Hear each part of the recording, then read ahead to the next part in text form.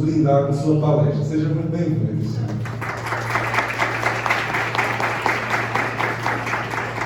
Boa noite a todos e a todas, né? De manhã já estava mencionando que eu disse, olha, eu sou acostumada, né, a falar assim, né, em público, mas eu nunca tinha visto um público tão grande. E de manhã ainda tinha espaço. Hoje, à noite, aqui está ainda mais lotado. E eu vou dizer assim, eu fico constrangida de dar uma palestra depois de uma apresentação dessa. Eu disse, não tem nada que vá ter a grandeza da sua arte. Viu, professor? Meus parabéns. Então, vamos, né, de qualquer forma, né, vou tentar aqui passar, né, assim como eu falei de manhã, quem me conhece, eu já até vi que foi no júri, né, falou aqui, então assim, eu sempre tento adotar uma linguagem bem fácil, bem acessível, e aqui como tem pessoas de vários semestres, né, então, alguns termos jurídicos, né, até deixo de falar e tento falar uma linguagem bem fácil e acessível, para que todo mundo consiga entender, né, até os que estão iniciando talvez na faculdade. Mas se tiverem alguma dúvida, alguma expressão que eu falar, alguma coisa que não ficar muito claro, né, também vocês podem fazer intervenções, tá certo? Vamos lá, né?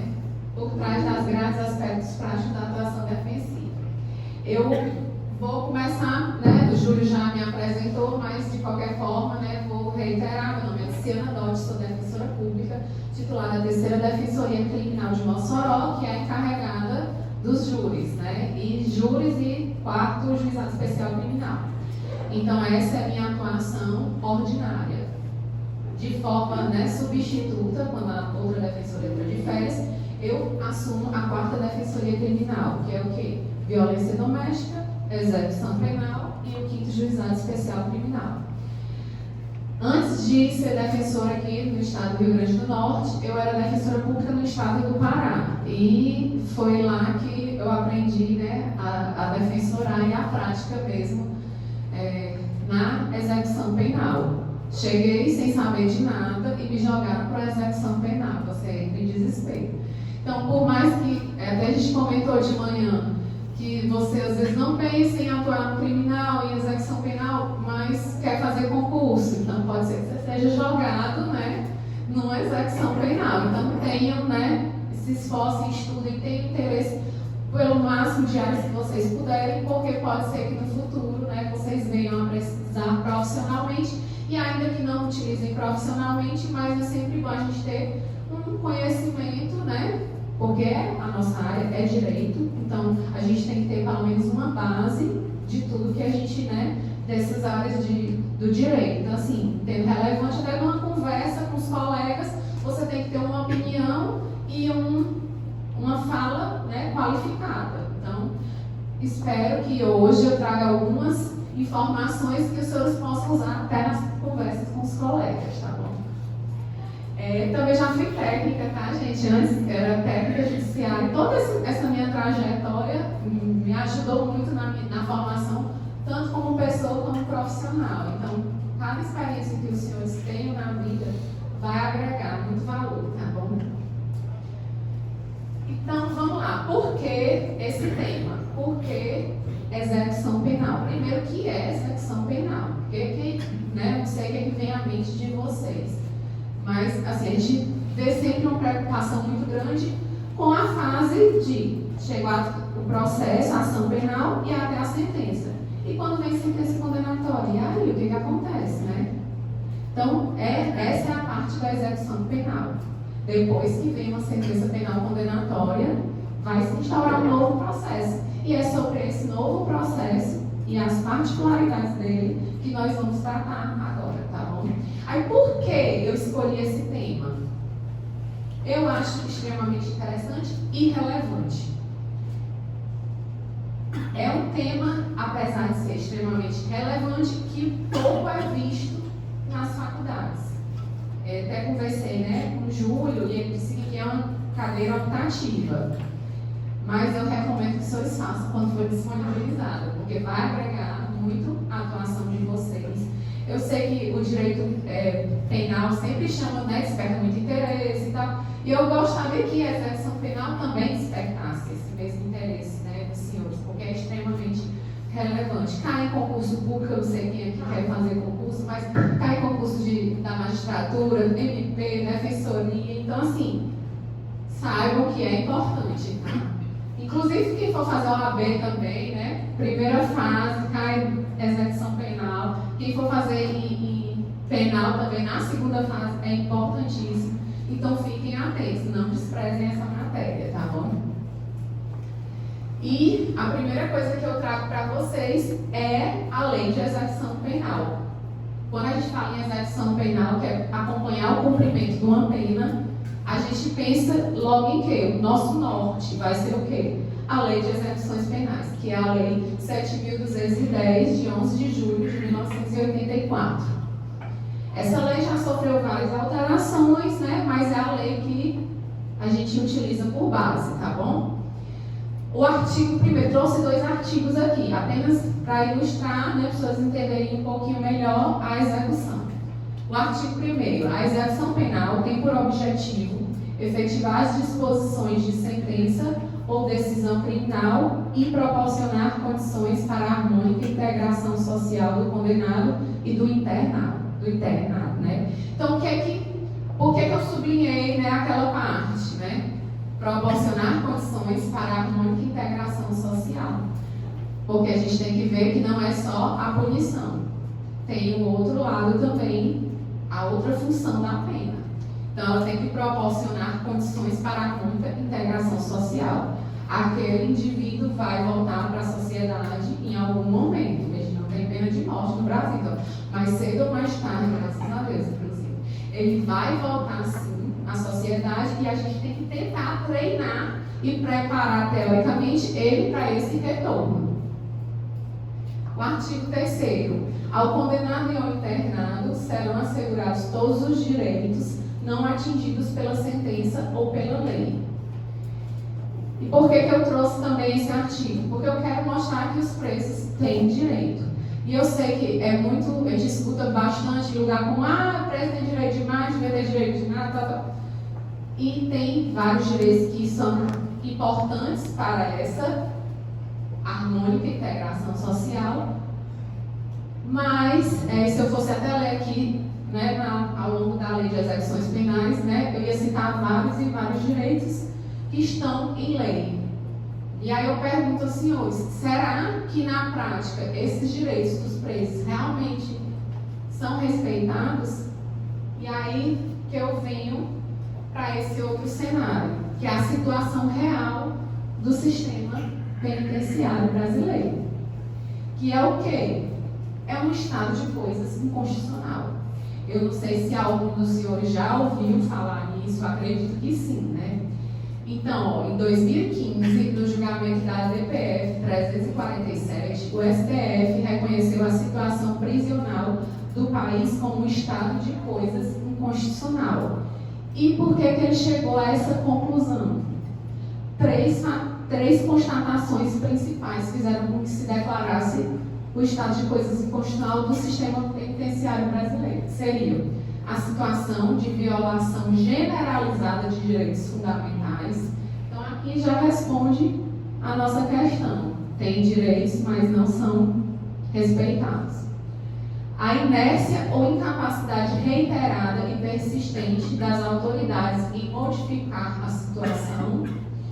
E a última, que essa superação, né, que a superação desse quadro exige a atuação não apenas de um órgão, mas sim de uma pluralidade de instituições públicas. Então, é uma situação extremamente complexa, que não é fácil, não é só uma decisão de um juiz que vai mudar essa realidade. A gente precisa de uma atuação conjunta e, inclusive, a participação da sociedade também é muito importante. E por que eu estou citando? Porque é importante que os senhores entendam esse cenário e o que os senhores encontrarão na execução penal. Não é só, né, o papel, não é só o processo, é toda uma realidade que está ali. Aqui eu trouxe algumas fotos, né? Também para os senhores entenderem, conhecerem, né, um pouquinho. É como eu disse, eu me formei, eu nunca tinha ido num presídio, né? Eu acho que poucos são, né? Talvez o pessoal que faz parte do projeto aqui, né, do projeto de extensão, que talvez já tenha, né, visto como é um presídio, né? Mas eu me formei e não sabia disso, né? Quando eu comecei a atuar na defensoria foi que eu fui colocar o Então, assim, trouxe aqui para vocês verem que não é essa colônia de férias que as pessoas dizem, né? E aqui, ó, olha, fotos, nessas fotos, todas essas três aqui foram retiradas do relatório anual de 2022 do Mecanismo Nacional de Prevenção e Combate à Tortura. São fotos daqui do Rio Grande do Norte, não de Mossoró, mas de outras penitenciárias. Nessa primeira foto, internos em posição de procedimento. Aí vocês estão vendo, né? Já dava até a superlotação. E eles passam, né? São vários momentos do dia que eles têm que ficar assim, nessa posição de procedimento. Super desconfortável e cansativa. Mas adotou-se agora esse padrão e aí ao longo do dia são várias vezes que mandam ficar em posição de procedimento. Dói coluna, dói tudo, mas é o que acontece. Saibam que existe essa realidade. Nessa outra foto, a alimentação mal cozida e sem fonte de proteína animal. Então, eles fiscalizaram, né, para ver a qualidade da comida que era fornecida. São a empresa terceirizada, né, que faz licitação e tudo. Mas, como o público que recebe a comida não pode reclamar, então, aí vocês podem ver como é que vem, né? A alimentação, essa quentinha que eles abriram, mal cozida e sem fonte de proteína animal.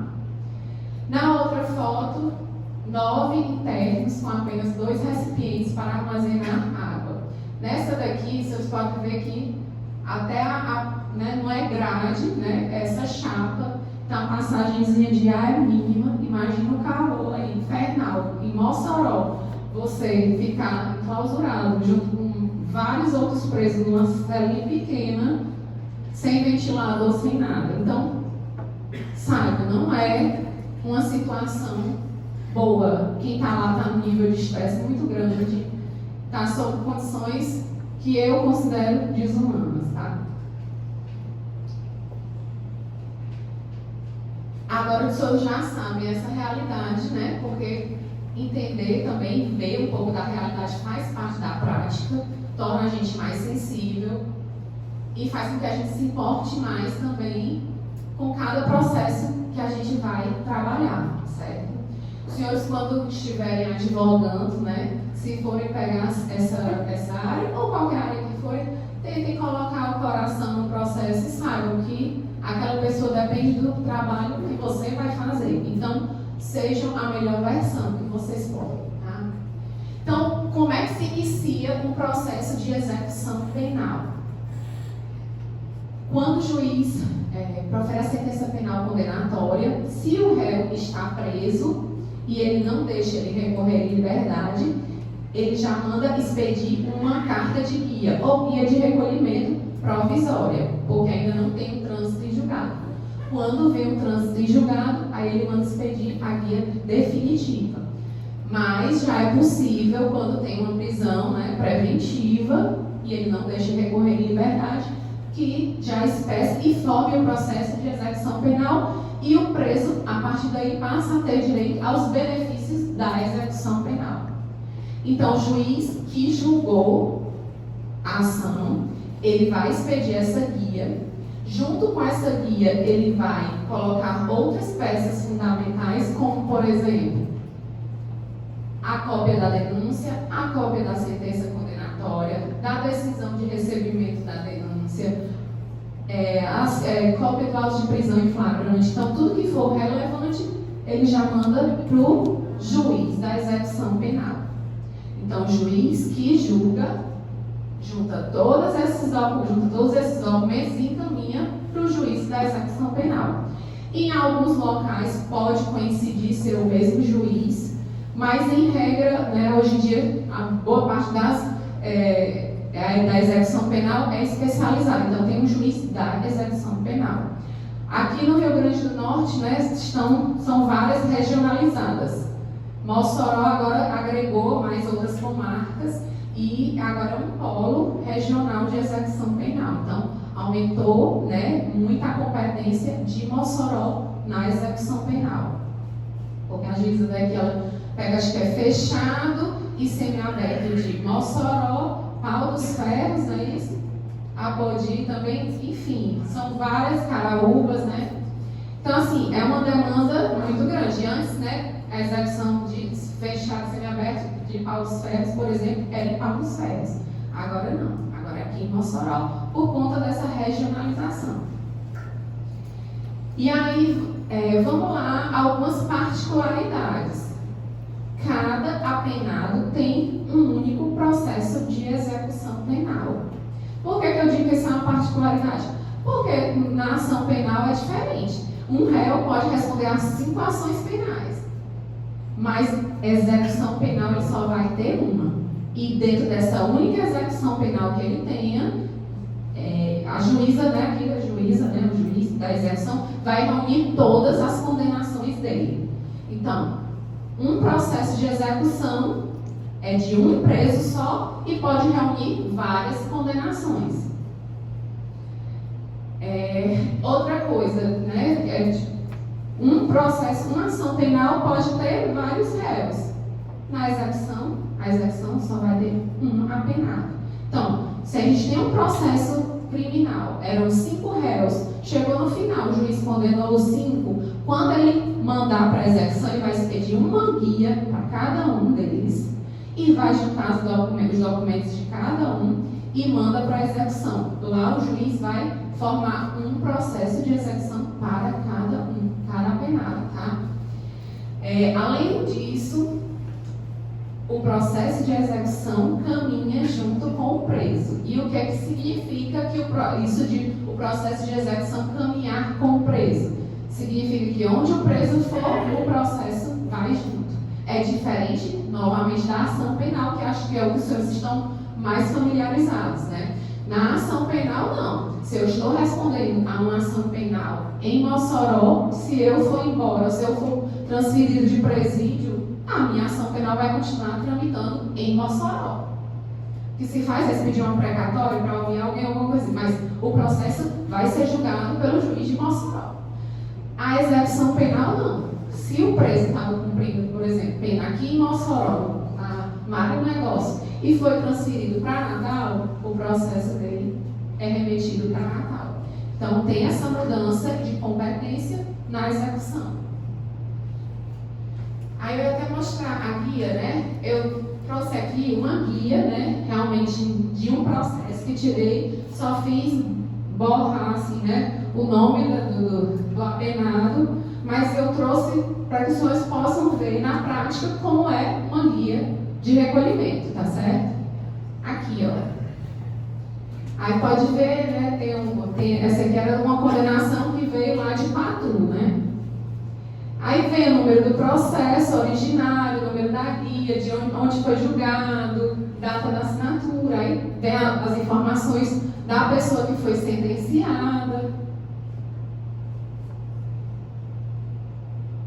Aí vem, ó, data de recebimento da denúncia ou queixa, data da publicação da sentença, se o processo ficou suspenso. Por que tudo isso é importante? Porque a gente pode analisar até na execução penal, conferir se está tudo ok, se não teve uma prescrição que deixaram passar. Então, tudo isso vem na guia de execução penal, tá bom? Pronto, aí pode voltar lá, tá bom? O total da pena vocês viram, né, ali? Atestado de pena. Então, o juiz da execução recebeu essa guia junto com esses documentos e aí ele vai instaurar o processo de execução.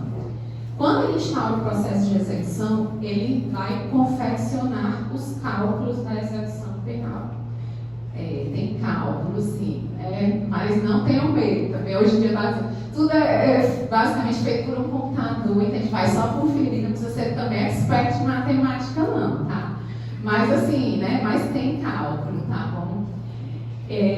Aí, assim, eu vou até mostrar, se puder já colocar um atestado de pena, só para a gente já ter, né, noção de como que é um atestado de pena. Aqui, ó, vocês podem ver, né, aí, ali são os dados que eu cobri, que são referentes ao nome do preso.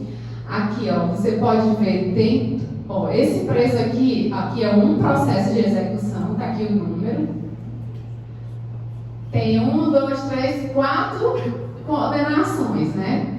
dessa execução penal. Tem uma de porte de arma, uma de roubo majorado, outra de posse de arma, outra de arma com numeração suprimida, né? Ou então de uso restrito. Aí o total da pena. Aí aqui, ó, bem aqui tem a parte, né, que você vai ver, que são os lapsos, né? Aqui, ó, dia 2 de junho de 2017, data de prisão. Então, cada vez que tem uma prisão e depois tem a soltura, né, é registrado para que os senhores possam conferir se todos os períodos que a pessoa ficou presa estão sendo computados na pena dela, tá? Porque quem ficou preso preventivamente é pena também cumprida depois, tá bom? Aí vamos, ó, total 25 anos e 9 meses, pena cumprida até agora, 4 anos, 10 meses, 10 dias, remanescente 20 anos, 10 meses, 20 dias, tudo isso aqui agora é feito, né, automaticamente. E quem é que preenche essa guia, né, esse atestado de pena? A vara de execuções penais. Então lá na vara, antes de mandar para a defesa para ver se está tudo ok, eles fazem todos esses cálculos. E a nossa missão é conferir se está tudo certo, se está tudo ok, tá bom? Aí você vai ver declaração, tem todas as informações, dias remidos, essa pessoa aqui, ó, participou, não sei se talvez, né? Provavelmente, tanto como tem muitos dias, deve ser trabalho e estudo, né? Porque assim, eu vou chegar na parte da remissão, então não vou nem adiantar muito nada. Aí tá no regime fechado, ó, regime atual, fechado. Aí pode passar. Ó, próximo regime, os senhores sabem, não sei, né? Vou explicar. O cumprimento de pena tem 3 regimes. A possibilidade de 3 regimes: regime fechado, regime semiaberto e o regime aberto. Então, tem gente que é condenada em regime inicial fechado, geralmente com pena, quando a pena é acima de 8 anos. E também, às vezes, dependendo das circunstâncias judiciais, pode ser que o juiz coloque um regime mais gravoso, enfim. Então, se foi condenado com regime inicial fechado, vai começar a cumprir pelo fechado. E aí, se tiver um bom comportamento e cumprir uma fração, vai progredir para o semiaberto. Quando tiver no semiaberto, a mesma coisa. Se tiver um bom comportamento e cumprir mais outra fração, aí progride para o aberto. E, eventualmente, pode ter um livramento condicional, mas hoje em dia, quem está no regime aberto nem vale a pena ir para o livramento condicional, que é basicamente a mesma forma, né, de cumprimento. Por quê? Porque nós não temos os estabelecimentos penais adequados. Até já menciono aqui, no Rio Grande do Norte, regime fechado é aonde? Penitenciária. Então, se for aqui, mar negócio. Regime semiaberto, como é? Na lei era para ser colônia penal agrícola. A gente tem? Não. Como não tem, não é certo, não é justo, não seria legal manter em regime fechado, porque não se tem a colônia penal agrícola. Então, qual foi a saída adotada? Semiaberto com tornozeleira. Então, regime domiciliar com tornozeleira, que a gente chama hoje de semiaberto harmonizado. Tinha que colocar nessa palavra, né? Bonita, né? E aí virou um semiaberto harmonizado. Então, sabe que semiaberto harmonizado é com domiciliar com tornozeleira. E tem uma série, né, de obrigações. Não achem que a pessoa que está com a tornozeleira está só de boa. Não é, gente, tá bom? Ela está cumprindo pena também.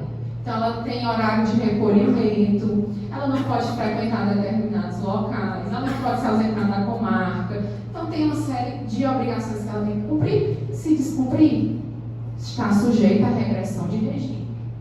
Então, já chegou no regime aberto, mas cometeu uma falta, regride de regime, porque a ideia é essa: você vai ampliando a liberdade da pessoa, vendo se ela vai se adaptar e como que ela vai lidar com aquela liberdade e a diminuição da vigilância para ver se ela pode realmente ficar no regime aberto. Se cometer falta, geralmente a juíza daqui ela é bem sensata, então ela não faz a regressão que se chama perde-saldo, que é o quê? Você está no aberto e vai voltar direto para o fechado. Não, ela sempre volta para o regime anterior.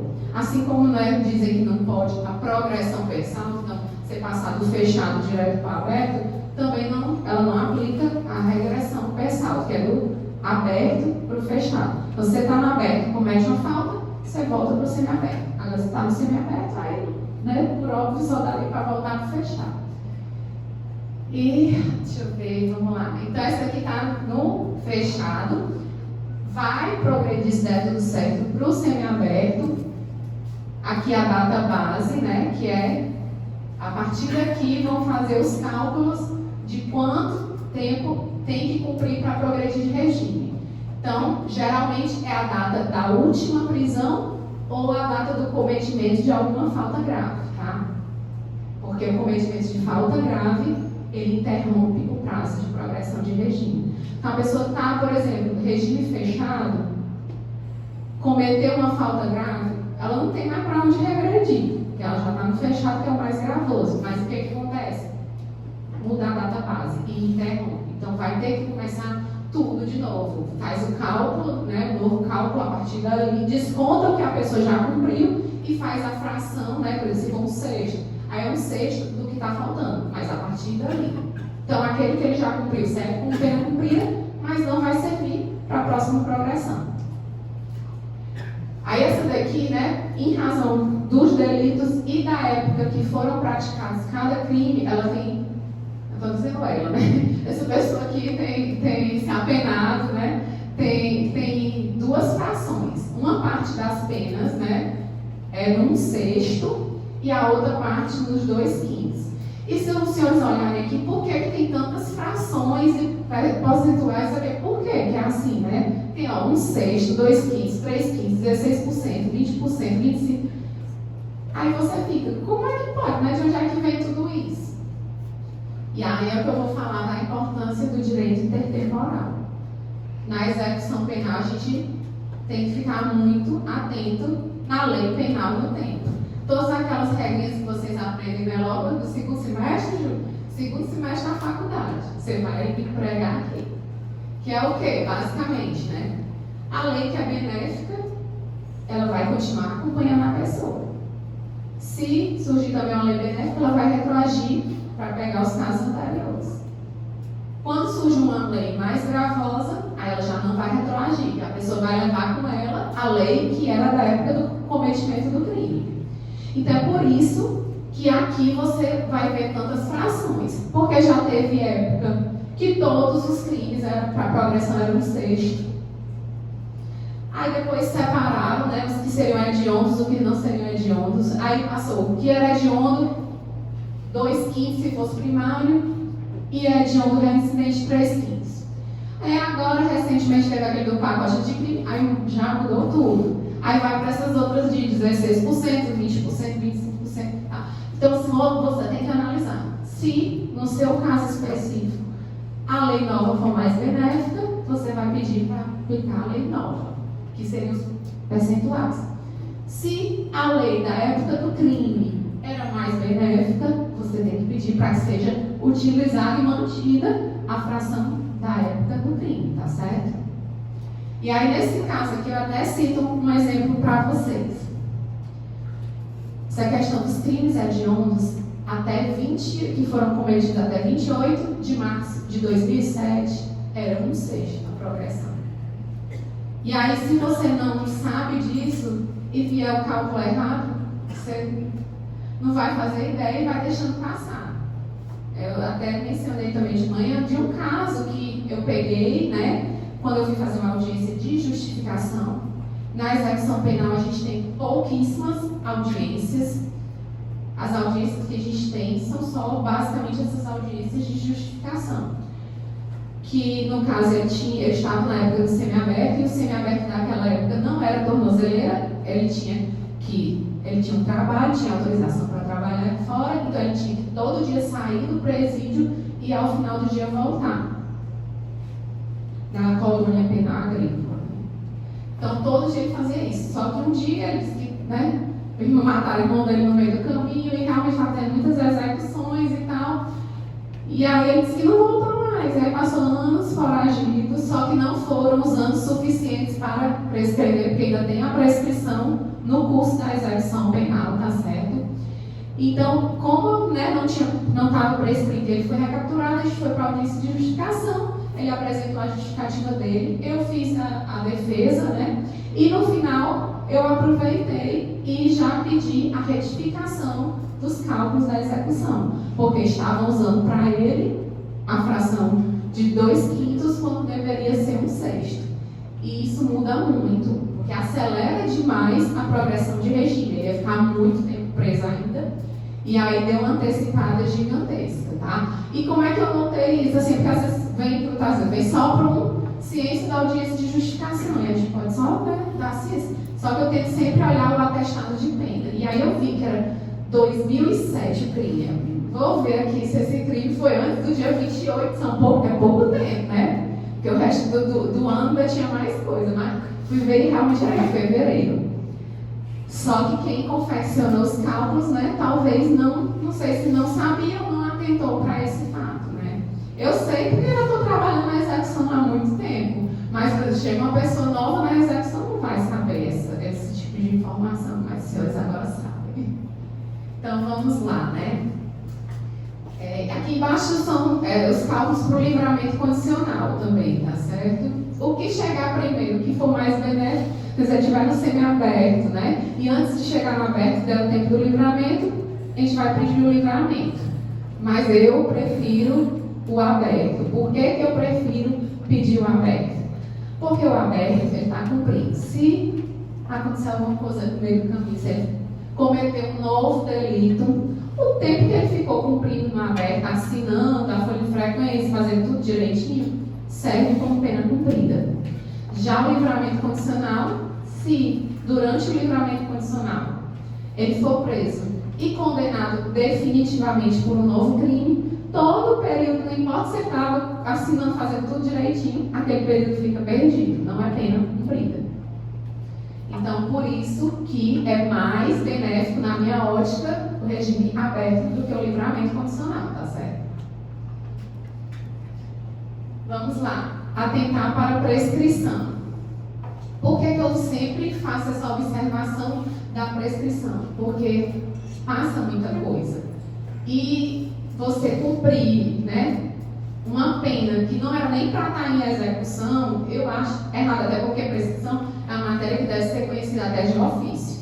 Mas se passar batido pelo juiz, pelo promotor, não pode passar batido pela defesa, gente. Até porque também é um dos conhecimentos que a gente aprende logo no começo da faculdade. Então, conhecimento é difícil, não é fácil, né? São vários tipos de prescrição, não estou dizendo que é fácil, não. Mas, quando a gente domina, a gente pode fazer a diferença como profissional. E aí eu trouxe até nesse mesmo atestado de pena como é que eu desconfiei que podia ter prescrição, tá? Eu estou trazendo isso porque os senhores vão talvez pegando, né, essas dicas, né, e podem utilizar isso quando estiverem atuando, tá? Só me por favor, na parte do grupo. Aí, esse apenado, né, eu vi que era de 98, bem novinho. Aí já dá um alerta, né? Assim, eu considero 98 bem novinho, né? Ainda mais pelos anos das condenações. Então, nasceu em 98, é novíssimo, né? E olhem só os anos, né, dos processos. Eu digo do processo porque é o que a gente consegue visualizar, tá? Aqui, ó, tem processo de 2017, de 2019, que é o número, é o ano do que foi instaurado o processo, tá? Então já fica uma dica. Geralmente, a data do cometimento do crime é no mesmo ano ou bem próximo do ano que foi instaurado o processo. Temos alguns casos excepcionais, tipo, estou pegando muito processo do júri agora, que o crime foi em 2006, a denúncia foi oferecida em 2021. Aí não está prescrito, não está, então a gente tem que fazer, né? Mas, assim, é um pouco chocante, né? Quando eu chego e digo, meu Deus, 2021 a gente está ainda atrás de casos de tentativa de homicídio de 2006, tem alguma coisa muito errada, né? Então, assim, mas em geral, o número, né, o ano do processo é bem próximo do ano do cometimento do crime. Então, já ligou, aí eu já faço os cálculos, 98, 2017, 98, para ver se daria ali pelos 18, 19 anos, né? Menos de 21. Por quê? Porque a prescrição é pela metade. Então, quando tem menos de 21 anos, tem muita chance de estar prescrito. Os processos de Mossoró até nem digo nada, porque ainda correm, né, em regra bem rápido. Mas de outras comarcas menores, né, às vezes não tem juiz titular e tal, comarca é bagunçada, aí tem muita chance de prescrever, gente. E nesse aqui, eu já liguei o alerta. A pena é pequena, né, 2 anos ali, no outro, então já ligou um alerta. Fui olhar, né, aí vou lá para o processo e olho os arquivos relativos àquelas condenações. E dito e feito, desses 4 aí, tinham 2 que estavam prescritas. Prescritas pela pena aplicada, né? Vocês sabem que tem a prescrição com base na pena concreta, em abstrato, e tem com base na pena concreta, na pena que foi aplicada. Esse caso aí foi com base na pena aplicada, que é a prescrição retroativa. Aí você pega, depois que tem um trânsito em julgado para o Ministério Público, né, para acusação, você vê qual foi a pena, né? Pegou na violência doméstica, pegou 3 meses. Aí prescrição em 3 anos. Você olha da data da publicação da sentença e volta até o recebimento da denúncia. Aí se tiver ficado suspenso, tem que descontar o período de suspensão do processo, tá? Mas esse caso aí não tinha nenhuma suspensão. Então, analisei esses marcos e vi que estavam prescritos. Aí o que eu faço? Uma petição bem simples, porque na execução penal as petições são muito simples. Tem essa vantagem, a gente não fica diferente das alegações finais, você vai, não sei o que, 20 páginas, de repente 15.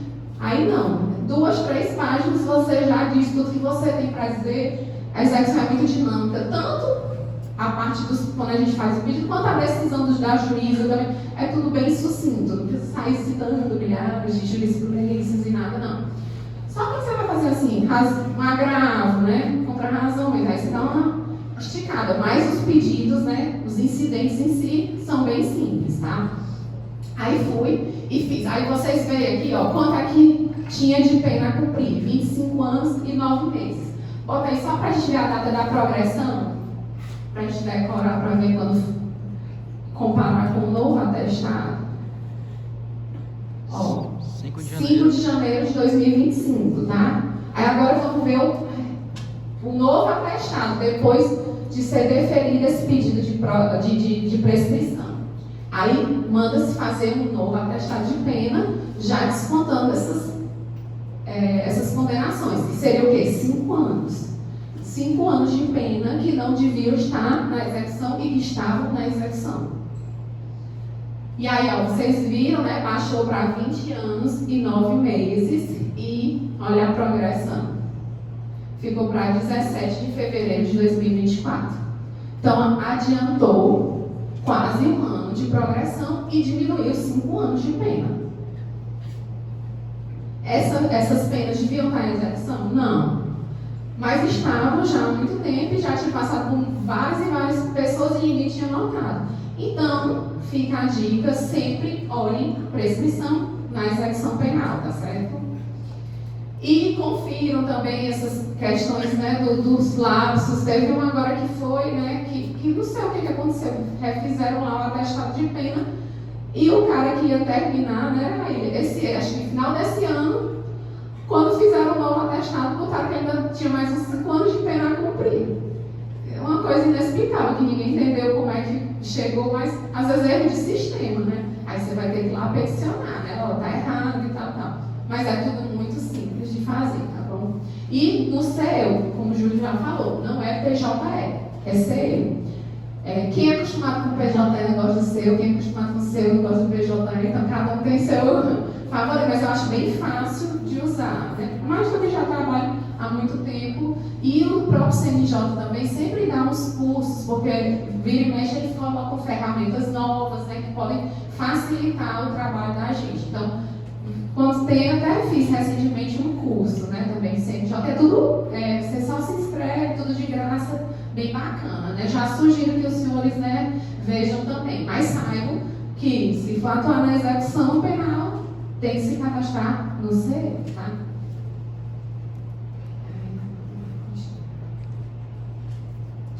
remissão da pena. Agora nós vamos começar com a parte que é mais específica da execução, porque ali os senhores já viram que para atuar na execução tem que ter uma base de direito penal. Não é só as informações específicas da execução penal, não. Os senhores têm que saber também a base. E agora aqui, remissão da pena. Aí vem o artigo 126 da Lei de Execução Penal, que trata da remissão. Diz o quê? A cada 3 dias de trabalho, você diminui 1 dia de pena. E a cada 12 horas de estudo, dividido em pelo menos 3 dias, diminui 1 dia de pena. E foi aí que surgiu também a remissão da pena pela leitura, que não seria apenas, né, o estudo, como tem ali frequência escolar, né, mas também a remissão da pena pela leitura. Só que aí, como que a gente vai organizar, já que não tem uma disciplina na ALEP, sobre os requisitos para ter direito à remissão da pena pela leitura. Ah, se ele só lê o livro, né? E aí, como é que você vai demonstrar que leu? E aí que vem, né? O CNJ também traz alguns requisitos. E aqui, né, o Júlio já falou que tem um projeto de extensão bem bacana, que é para possibilitar a remissão dos apenados. Eles fazem a leitura do livro, né? Mandam as resenhas, né? E aqui vocês avaliam e já mandam para execução penal, para a vara de execução penal, para que seja declarada ou não a remissão. Ah, o preso tem que trabalhar. Menino, mas se eu contar para vocês que é o que eles mais querem, vocês vão ficar chocados. Porque quando a gente vai numa visita, o que a gente mais escuta é o preso pedindo para trabalhar. Só que são pouquíssimas vagas. O problema é esse. Não é que o preso, então, assim, entendam isso. O preso, não é que o preso não queira trabalhar, ele quer demais. Por quê? Porque ele vai diminuir a pena, né? Vai remir a pena. E ele vai ocupar o dia dele. Ele vai sair do ócio, porque até a lei se tem que ter uma divisão proporcional no tempo de lazer, mas não tem. Então eles passam basicamente 24 horas, só saem um pouquinho no dia para tomar um banho de sol, que nem tem todo dia, né? Então, assim, eles querem muito, porque a pessoa tem 30 anos para cumprir. Ela quer ocupar o dia dela, então, assim, ela quer trabalhar, mas, infelizmente, não tem vaga para todo mundo. E é por isso que vem também a importância desses projetos, porque possibilita a remissão pela leitura e ocupa também a mente do preso e ele se aprimora. E essa resolução aqui do CNJ, 391 de 2021, então sabe que os senhores também tem que acompanhar essas resoluções do CNJ, tá? E ela trata justamente da remissão da pena, estabelece procedimentos e diretrizes a serem observados pelo Poder Judiciário para o reconhecimento do direito à remissão de pena por meio de práticas sociais e educativas em unidades de privação de liberdade. Então, ele já traz alguns requisitos, né, e alguns critérios para que possa ser declarada essa remissão, mesmo em atividades que não sejam o padrão da escola, né? Assim, ensino médio, ensino fundamental, então outras atividades, cursos profissionalizantes, até mesmo cursos à distância, a gente está aceitando. Aí só que tem que cumprir alguns requisitos, tá? Indúbito e comutação da pena. E aí chega um assunto também bem interessante, que, assim, se tivesse seguindo do jeito que estava, né, até o final do ano passado, eu já ia trazer, talvez, para os senhores esse assunto. Por quê? Primeiro, o que é o indulto e o que é a comutação da pena? O indulto é o perdão total e a comutação é o perdão parcial. Você perdoa, lá, tem 10 anos, né, de pena, e ele, em razão da comutação, vai perdoar 3. Então já dá um desconto. E o indulto não, é o perdão total. Se tinha, sei lá, 10, vai ser perdoado os 10, tá bom? E aí, sempre no final de cada ano, o presidente da República, tá, que lança um decreto de indulto e comutação. A tradição é que todo final de ano, em dezembro, venha um decreto de indulto. Só que com o governo Bolsonaro não estava vindo, e quando vinha era assim, daquele que não abarcava ninguém. Então tinha dado uma folga terrível que ninguém nem falava mais em indulto e comutação, porque não estava tendo efeito prático nenhum. Só que no final do ano passado, antes de ir embora, Bolsonaro resolveu fazer um decreto de indulto que indutou muita coisa. Assim, até hoje eu fico sem acreditar, né? Porque assim, é totalmente contra, teoricamente, a ideologia, né, dele e tudo, e o que ele vinha fazendo, que era não dar indulto, né? Mas aí veio, antes de ir embora, veio essa surpresa boa, né, pra gente. E ver, né, inclusive tem até alguns artigos que estão suspensos, que foram direcionados e tal e tal. Mas tem um que é maravilhoso, que não está suspenso, que é o artigo 5º desse decreto 11.302 de 2022. Que diz o quê? Será concedido indulto natalino às pessoas condenadas por crime cuja pena privativa de liberdade máxima em abstrato não seja superior a 5 anos. E você ainda, né, pelo parágrafo único, diz o quê? Que você vai levar em conta a pena de cada crime isolado, mesmo quando tenha concurso de crimes. E aí, gente, isso aqui pegou muito caso. Eu não sou a titular da execução, sou substituta. Chegou em julho, né, a titular entrou de férias, e aí eu tive que assumir a substituição. Aí eu disse, tinha assistido o curso, né, eu tinha visto algumas ferramentas novas e fui mexer, né, aí fui ver que tinha uma ferramenta que mostrava quantos indultos tinham sido deferidos e você escolhia o período, né. Aí eu botei, tá, eu quero saber do indulto do decreto de 2022, então botei o período de janeiro de 2023 até julho. Sabem quantos indultos tinham sido deferidos em Mossoró nesse período? Só um. Ai, eu fiquei, meu Deus, será que não é essa maravilha toda? Então, que eu estou imaginando, tá uma coisa errada, né? Tinha sido até de um advogado que tinha feito o pedido, né? Aí eu fiquei, né, questionando e tal, mas não, sempre que chegar agora algum processo pra gente, porque eu não tenho como fazer um levantamento de todos os casos que eu acho que se enquadrariam, né? É um mundo de execução e na execução tem uma carência muito grande de profissionais, tá? Então fiquem atentos nisso, porque pode ser um campo bom para vocês atuarem. Primeiro porque tem carência e segundo porque tem muitos que estão atuando, mas que não dominam a área. Então né? Olhei e comecei a treinar aqui, ó. Raília, que é a estagiária da execução penal. Eu disse, Raília, quando chegar agora para fazer justificativo para qualquer coisa, chegou e é execução penal, a gente vai fazer o quê? A gente não vai só fazer a justificativa, a gente vai abrir o atestado de pena e vai ver o artigo que tem lá. E aí, acho que eu tenho um atestado de pena do que tem do indulto. Tem.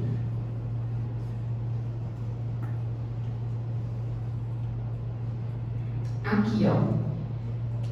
Tem 2 condenações, né? Uma de roubo majorado. E aí, nesse do indulto, tem umas condições que tem que cumprir. Não precisa ter cumprido nada da pena, tá? Não tem requisito, né, de cumprimento de pena como normalmente tem. Sempre quando é decreto de comutação de indulto, eles botam pena de até tantos anos, você tem que ter cumprido tantos %. Tá? Esse não veio nada. Então, veio muito bom por isso. Mas também, se estiver em concurso com um crime impeditivo, que é um crime impeditivo, é um crime hediondo, aí já você tem que ter cumprido integralmente o crime impeditivo para ter direito ao indulto. Mas aí seguir na luta, aí pegamos esse daqui. Aí eu vi 157 parágrafo segundo, não cabe, né, porque a pena máxima, né, é bem superior. E o 307 e o 12, ó, porque vocês podem olhar nesse segundo, aqui, ó, que é 2018, é um processo só, mas ele foi condenado por 2 crimes nesse processo, tá? Então ele foi condenado por uma identidade, né, falsa identidade, e por uma posse de arma, de uso, né, permitido. As 2 só mandavam 1 ano e 5 meses. E o melhor, a pena em abstrato de cada uma delas não é superior a 5 anos. Então, cabe caberia o indulto, né? E mostra só para ver o tanto que falta, o tanto que ele já cumpriu e o tanto que falta, né? O total da pena dele, 7 anos, 7 meses e 20 dias, e ele já cumpriu 6 anos, 8 meses e 16 dias. Então falta cumprir o quê? 11 meses e 4 dias só. E o que ele tem de pena a ser indultada? 1 ano e 5 meses. Então, se der certo o indulto aqui, ele já não vai precisar cumprir mais nada. O resto fica tudo ok. E ele tinha ido lá na defensoria por quê, este homem? Porque ele, antes era acompanhado por um advogado, mas não teve mais condições de pagar o advogado e foi lá para procurar assistência da defensoria. E junto com essa assistência também era para justificar, porque ele estava no regime, está no regime aberto, e no regime aberto tem uma das obrigações é ir todo mês assinar lá na Mário Negócio. Vocês, que estão por lá sabem como é que é. E aí eles não podem em qualquer dia, não. Tem os dias certos, que é até o terceiro final de semana. São só os finais de semana e até o terceiro final de semana de cada mês. E aí o que acontece? São pessoas com uma instrução geralmente muito baixa, Então eles erram muito a contagem das semanas. A gente até teve uma época que as meninas estavam fazendo um calendário e marcava qual era o último final de semana para facilitar. Porque eles erram muito a contagem. Você imagina, você é analfabeto, Mal sabe que você chegar e descobrir a terceiro final de semana de cada mês. Então, vira e mexe, Eles acabam, principalmente quando tem 5 finais de semana. Quando tem 5 finais de semana, é uma desgraça. Porque a gente já sabe que vai vir muita justificativa. Então, ele foi também para justificar isso. Aí, eu vou mostrar aqui a petição que eu fiz em relação a esse caso. É muito simples, viu? Só para vocês terem noção, não tenham medo de trabalhar na execução, tá? Porque é tudo muito tranquilo. Aí tem aqui o número do processo e tal. Aí esclarecido, a pena foi na defensoria e tal. Aí, antes de adentrar na justificativa apresentada pelo reeducando, faz necessário tratar da incidência do indulto na execução penal em comento. Aí trago o artigo do decreto. Aí explico que ele tem 2 condenações e uma delas ele é condenado por 2 crimes e nos 2 caberia o indulto. Um, que é esse daqui de posse irregular de arma de fogo de uso permitido, que é do artigo 12. Vocês podem olhar, a pena de 1 a 3 anos. Então 3 é menor do que 5, entra aí. E não é com violência, não é grave ameaça, tem uma série de requisitozinhos, tá? O outro, falsa identidade, pena de 3 meses a 1 ano. Então, também entra nessa possibilidade desse indulto. E aí, olha, eu quero o indulto dessas 2 penas. E, considerando que a outra condenação dele é de 6 anos e 2 meses, e que ele já cumpriu 6 anos e 8, essa outra, eu quero que declare que já cumpriu integralmente. Então, isso aqui, resolveria tudo. Aí, caso não acatado o pedido, que acate a justificativa, pelo menos, apresentada. E aí, esse pedido, foi mandado, a gente entra no seu, peticiona esse pedido, abre-se vistas dele para o MP, promotor de justiça sempre atua, tá? Então, tudo que a gente faz de pedido vai para o MP para ele dar um parecer, e depois que ele dá o parecer, volta para o juiz decidir. Aí, cadê a decisão? A juíza. Doutora Cíntia, que é maravilhosa. Mais um fator para vocês trabalharem na execução penal, tá? A juíza, ela é fantástica. Ela é fantástica, assim, ela é muito sensata nas decisões dela, tanto é que a gente agrava e a execução não sei nem como é mais, porque a gente não precisa, porque as decisões quando ela realmente dá uma decisão, mesmo quando é desfavorável, é porque não tem jeito mesmo, Mas também ela é rígida, tá, gente? Também não acha que ela é só, Então vamos lá. Ela veio aqui, como vocês podem ver, como também é bem simples, Aqui o MP deu um parecer favorável, tá? O indulto. E aí foi para a juíza decidir. Só que teve uma questãozinha aí. Ele deu um parecer favorável do indulto e não falou nada sobre declarar extinta a outra pena pelo cumprimento integral. Não se manifestou sobre esse outro pedido, E aí ela foi e reconheceu, né, em face do exposto, em consonância com o parecer ministerial, declaro concedido o indulto ao apenado tal, já que considerados preenchidos os requisitos do decreto presidencial 11.302/2022 e, em consequência, na forma licitada. E aí ele bota tudo, artigo do Código Penal, fundamentando a extinção da punibilidade da condenação referente aos delitos do 307 e do 12, tá? E aí especifica que são esses dois, por quê? Porque ele tem outra pena, tá? Se ela só falasse indulto, aí podia, né, dar a interpretação que era geral, mas não é, para esses dois crimes, ficava do roubo, tá?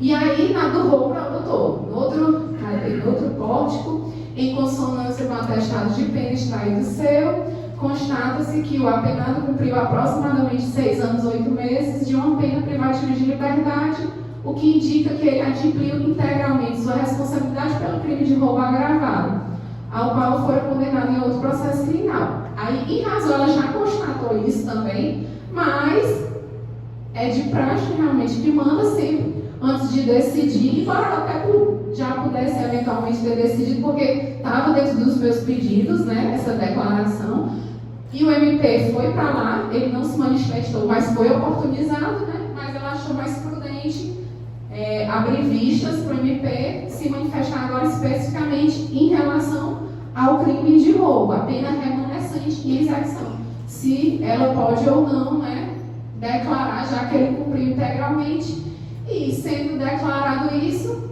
aí ele vai voltar a ser um cidadão. Os direitos políticos dele vão ser restabelecidos, porque estavam suspensos em razão do cumprimento da pena. Então vamos voltar lá. Então, de principal de indulto e comutação é isso. Eu até contei de manhã, também vou contar que a execução tem algumas coisas particulares e às vezes as pessoas misturam muito. Lá, eu não trouxe aqui para falar para vocês, né, assim, especificamente um slide sobre saída temporária. Por quê? Porque aqui, como é semiaberto na tornozeleira, acaba perdendo um pouco o sentido. Então, é um instituto que aqui a gente não trabalha no dia a dia. Lá no Pará, o semiaberto não é na tornozeleira, é colônia penal agrícola.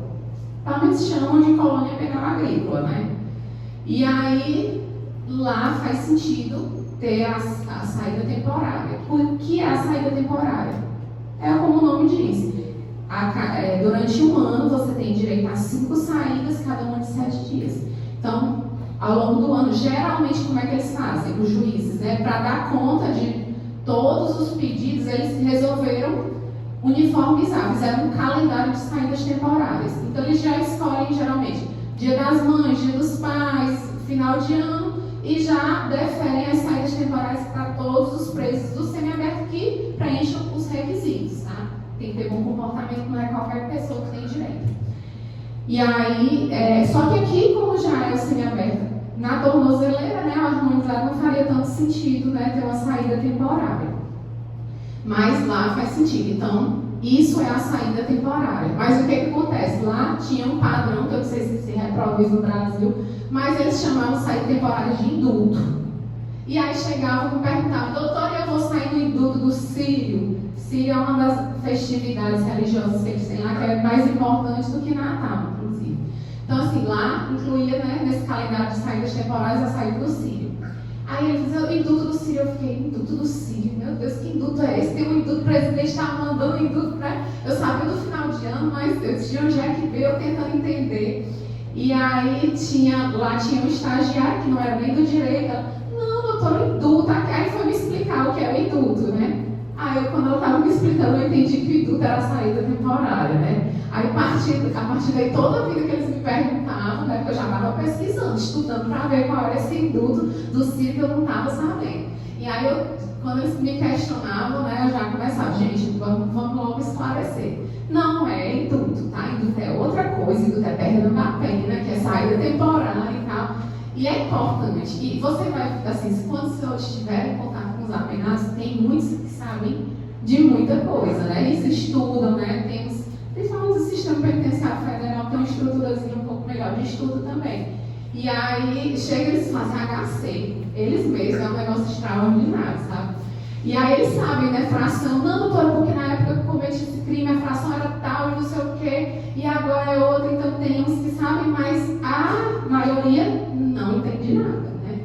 Então tem esse papel, essa missão da gente também esclarecer, porque eles são sujeitos desse processo, eles precisam entender, tá? E na execução ainda tem uma coisa, viu, que eu nem falei de manhã. O apenado, ele pode formular os seus próprios pedidos, ele tem a capacidade postulatória. Então, o preso e seus familiares podem chegar. Tipo assim, eu estudei, trabalhei, sei lá o que, ele faz um pedidozinho na caneta, no papel e manda para a vara. E a juíza vai decidir aquilo. Então, ele tem essa capacidade. Agora, não quer dizer que o advogado seja dispensável. Por quê? Porque a gente ainda tem conhecimento jurídico, tá? Atuação defensiva em PDP. O que é PDP? Procedimento Disciplinar Penitenciário. Também tem uns que chamam de sindicância, tem outros que chamam de PAD, enfim. Que aí é uma atuação, vou ler aqui o artigo 59 da Lei de Execução Penal. Praticada a falta disciplinar, deverá ser instaurado o procedimento para sua apuração, conforme regulamento, assegurado o direito de defesa. E aqui a gente entra, o direito, assegurando o direito de defesa, já no procedimento disciplinar penitenciário, tá? As faltas disciplinares classificam-se em leves, médias e graves. A legislação local especificará as leves e médias, bem assim as respectivas sanções. Então, as faltas graves estão na própria Lei de Execução Penal. As faltas leves e médias, os senhores terão que pesquisar a legislação local. No Rio Grande do Norte, a legislação local que trata das faltas leves e médias, essa aqui, Portaria 72 de 2011 da SEJUC, institui o regimento interno único dos estabelecimentos prisionais do Estado do Rio Grande do Norte. Então é aí que os senhores, né, se estiverem atuando numa defesa para apurar uma falta, terão que procurar as faltas médias e leves. E por que é importante? Porque às vezes está lá sendo apurado e encaixado com uma falta grave, porque as faltas graves elas são muito abertas, assim, desrespeitar, não sei, é tudo muito amplo. Se você quiser fazer um esforço, dá para encaixar realmente tudo em falta grave. E aí, só que as faltas médias e leves já são mais esmiuçadas. E aí você pega aquele comportamento, né, atribuído ao apenado e vê se se encaixa em alguma dessas outras, porque é bem mais, menos prejudicial ele ser, né, a ser atribuída a ele uma falta leve e uma falta média do que uma falta grave.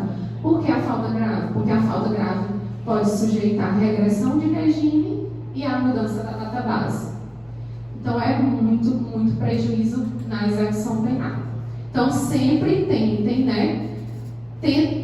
Façam um esforço para eventualmente classificar, né? Tentar encaixar a conduta em alguma dessas faltas leves ou médias. E até eu vou citar aqui um exemplo de um que veio para a gente fazer, né, as contrarrazões de agravo. O que foi que aconteceu? Nessas horas de procedimento, eram 6 horas da manhã. A cela lotada, só tem um banheiro que fica dentro da cela. Então é todo mundo se organizando para ir ao banheiro. Aí começou a hora do procedimento. 6 horas da manhã, está tudo acordando ainda, procedimento. Aí já vai e fica na posição. E não pode se levantar até que libere do procedimento. Provavelmente, eu não sei se eles iam distribuir comida, né, o café da manhã, alguma coisa assim. Sei que o rapaz disse que não aguentou mais, estava demorando muito o procedimento e ele estava precisando urinar. E ele levantou, foi bem quietinho lá no banheiro dentro da cela, urinou e estava voltando. Na hora que ele foi sentar, viram que ele tinha levantado. E aí pronto, aí inicia, né, uma sindicância ou PDP. E ao final, né, a juíza, né, quando mandaram, né, eles concluíram a comissão, porque é a comissão, né, interna que vai julgar. E essa comissão concluiu que seria uma falta grave. Aí manda, quando é falta grave, manda para o juiz, tá? Chegou na juíza, ela analisou e encaixou dentro de uma dessas outras faltas. Para mim, acho que não devia nem ser falta, mas, né, ela ainda encaixou uma dessas outras.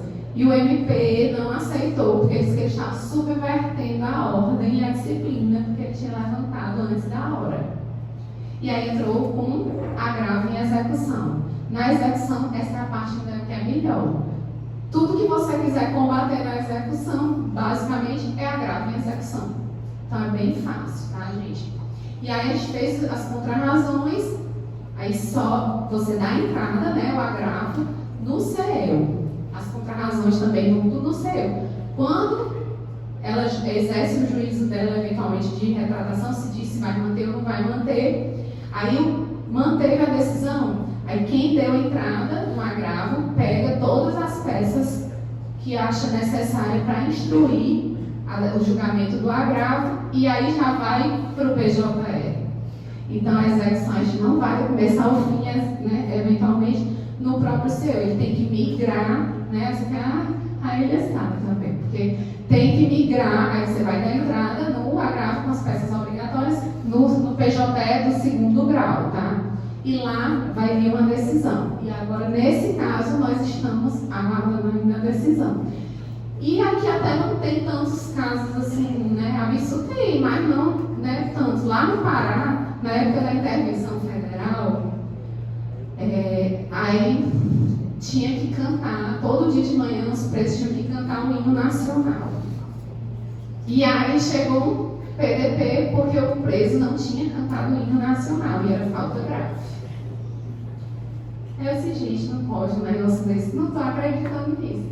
Aí eu fui conversar com o povo do preso e eu disse, aí, cara, doutora, eu não aprendi ainda o hino, eu já tenho me esforçado, mas eu ainda não aprendi a cantar o hino nacional. E estava lá ele correndo o risco de todo o período que ele já tinha cumprido ser desconsiderado para a progressão de regime e reconhecer uma falta grave e interromper. Assim, tem situação, já teve outro que o sabonete ele fez no tédio, né? Ele pegou o sabonete e fez um bonequinho, talhou um bonequinho no sabonete. Falta grave. Entendeu? Assim, ele danificou o óculos dele. Falta grave. Então, assim, tem uma série de absurdos assim que a execução penal traz que vez ou outra deixa a gente chocado, né? E assim, então saiam, estejam atentos, né, para todas essas particularidades.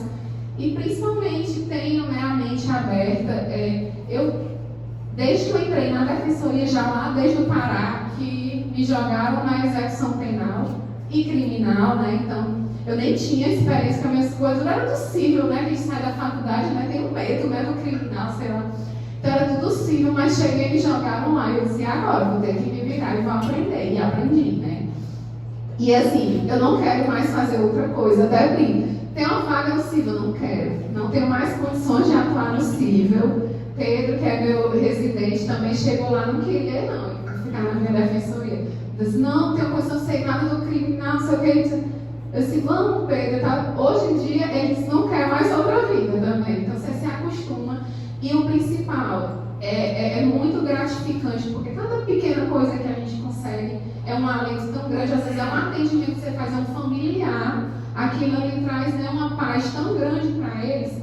E assim, do cível também deve ter, né, os seus pontos muito positivos, mas sim, aí eu digo, pessoal, tenho medo do não tenha. Eu estou em todo esse tempo, eu nunca tive problema nenhum com nenhum dos meus assistidos, pelo contrário, todos eles, né, todos tratam a gente muito bem, tem muito respeito. Então não acho que porque é do criminal você vai sofrer algum tipo, né, de tratamento, você vai ficar correndo risco e tal. Agora você tem que ser um profissional sério, né? Óbvio que vocês não vão prometer, né, resultados, porque é daí que pode vir uma revolta, mas isso vem em qualquer área. Então, a gente tem defensor que já foi ameaçado, que é defensor do cível, nunca pisou no criminal. Eu do criminal chego lá no presídio, bom dia, não sei o que, todo mundo já sabe, entendeu? Então, no semiaberto, lá no Pará, eu chegava assim, né?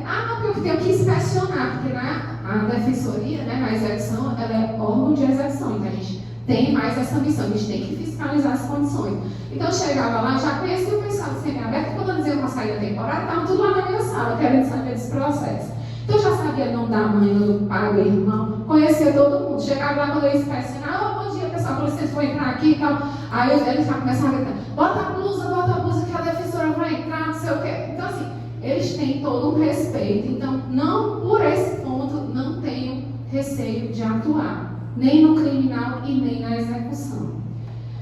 E é isso, pessoal. Eu espero, né, que tenha agregado valor e assim, que tenha despertado o interesse de vocês e uma reflexão, porque eu sei que, em especial, assim, no criminal você ainda tem aquela questão: eu vou defender um inocente que está sendo acusado injustamente e tal. Na execução você já não tem mais nem esse lado, né? Mas não tenham esse preconceito, abram a mente, assim como os senhores veem, a juíza que está atuando na execução, ela não é criticada. E por que o defensor ou o advogado que está atuando é criticado? Então não tenham vergonha, não tenham medo, tentem sempre tornar as pessoas seres humanos melhores e tratem todo mundo com respeito, porque não é porque está cumprindo pena que ele é menos do que a gente, que é inferior do que a gente, tá? Então, tenha respeito, não só por ser um cliente seu, mas porque é sim um ser humano, tá certo? Muito obrigada, eu queria agradecer imensamente. Eu espero que vocês tenham gostado, assim, foi tudo muito simples. Eu acho que assim, eu queria trazer um monte de coisa aprofundada, meu marido. Ciana são estudantes, Ciana, para ainda dar uma parada, né? Mas eu espero que vocês tenham gostado. Queria agradecer o professor Júlio, que eu tenho a alegria de ser colega de profissão, né? Defensor público, assim como ele. E é uma carreira gratificante, inclusive, fica a dica aí para vocês que querem fazer concurso, tá certo? Queria agradecer também Raília, que é a nossa estagiária da execução penal e violência doméstica, que 15 juizado criminal, vive na luta lá. O Pedro, que é meu presidente, que é da terceira, mas também quer agregar em tudo. E o meu marido que está ali passando os slides. Muito obrigada a vocês, principalmente, que escutaram pacientemente até agora. Professora Daniela também. Pessoal, alguém pode ligar aí a luz? É o terceiro interruptor, já decorei, né? Bem, pessoal, eu quero mais uma vez agradecer a Tiziana. Tiziana tem uma atuação exemplar, né? Tanto no júri, já fica a dica, quando quiserem assistir júri, né? Quando quiserem participar do júri, podem acompanhar a Tiziana, que será um aprendizado gigantesco que vocês terão, não só na execução, como ela falou, mas também no júri. Tiziana falou, né, de alguns aspectos relacionados à profissão, e tem algumas pessoas que dizem assim: vocês andam armados, né? Vocês andam, né, aquele colete, né? E algumas, seu carro é blindado, né? Sempre vem aquela pergunta. Tiziana especificamente é do criminal, eu já atuo em todas, né? Porque eu sou titular de Agudi, substituto de Caraúbas, então eu atuo no civil, criminal e assim sucessivamente, né? E sempre vem essa pergunta, e sempre vem aquela pergunta assim: você defende o bandido? A minha resposta é: defende você. Né? A minha resposta sempre é essa, e a pessoa toma aquele susto, né? Porque todo mundo pode cometer um ilícito, né? Aí eu pergunto muito assim: quem não, ou quem nunca, ou quem um dia não vai, por exemplo, dirigir após ter bebido algo? Ninguém nunca fez isso aqui? Tem alguém ali, né, olhando? Então é um crime. Então você cometeu um crime, então você é criminoso, porque é crime. Então, essa pergunta eu sempre respondo dessa forma, né? Quando a gente atua no criminal, né? Dizendo que sempre está no criminal, no meu caso não, minha atuação é mais no cibersaúde, mas sempre tem essas perguntas idiotas, né? Que a gente tem que responder como